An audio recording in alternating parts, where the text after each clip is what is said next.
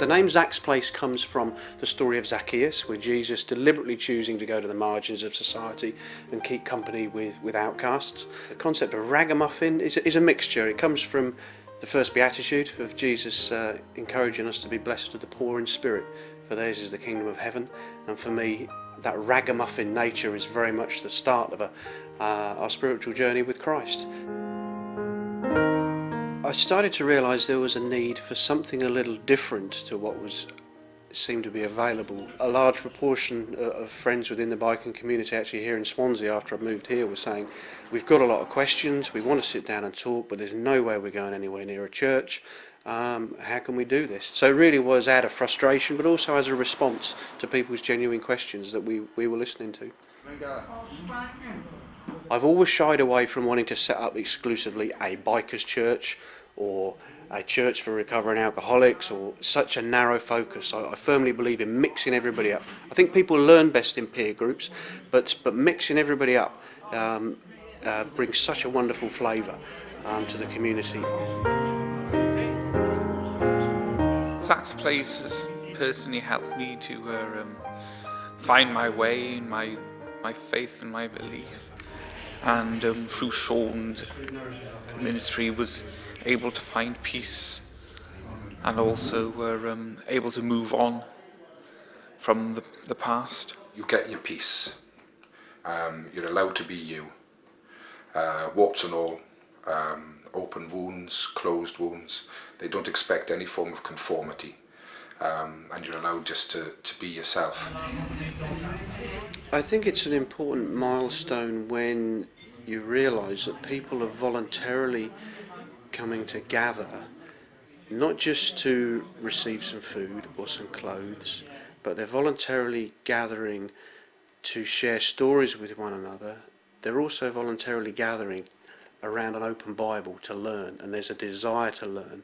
They look forward to that opportunity when someone's going to say a prayer. They participate in that. They look forward to taking part in the sacraments of communion, and we've been able to baptise people as well. Those are significant milestones in the process when you realise actually we've got something here. Zach's is about real people. There's real problems. The place is full of imperfect people, which makes it a perfect place for them to come. Building disciples is an unbelievably messy process, and I think it was messy for Jesus, and it continues to be so for us. We unashamedly focus a lot of attention to studying the Bible together. We call it our tribal gathering. We attract all sorts. Yes. We do some good old-fashioned Bible study, top and tailed with a prayer. There's often arguments, raw emotions. It's unpredictable. Anybody can fall through the door.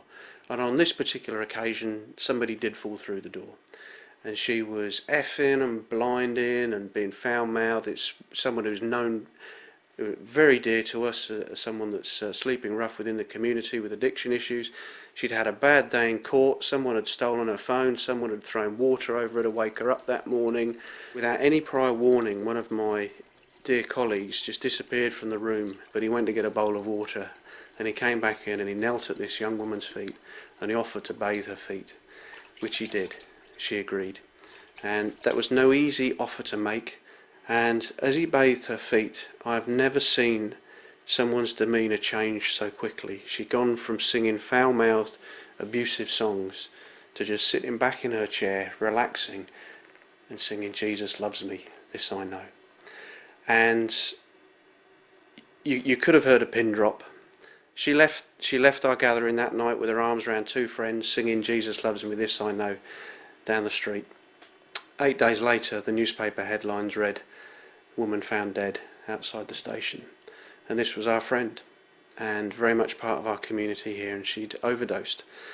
And as I spoke with her family to make the funeral arrangements, her father requested that we sing "Jesus loves me, this I know." And I said, "Oh, you heard about what happened?"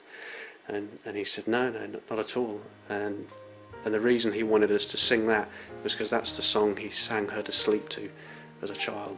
And it just staggered me that despite all her trauma and heartache, she'd carried those words with her whole life, and she'd found a tiny bit of refuge, a tiny place of hope where she felt she could express those words, and she carried those words to to her grave. Somebody did comment about the Bible study that night because it was so chaotic. We didn't get very far tonight, did we? And then somebody else commented, well, actually, I think we got to heaven. The transition from just meeting as a, if you like, a mission gathering to attract people into our environment to becoming a church, it's actually difficult to know where that transition takes place. I can't pinpoint a time when Zach's Place Church in a Pub, ? Lost its question mark. But I know as I look back, at some stage the community of faith that has become Zach's Place has developed and matured and grown into something that functions as a loving and caring community that wants to serve and follow Jesus. I don't think that was an overnight thing, but the whole process of wanting to serve people on the margins, wanting to journey together, wanting to be honest and real with each other, that has produced that kind of bond and that sort of community together.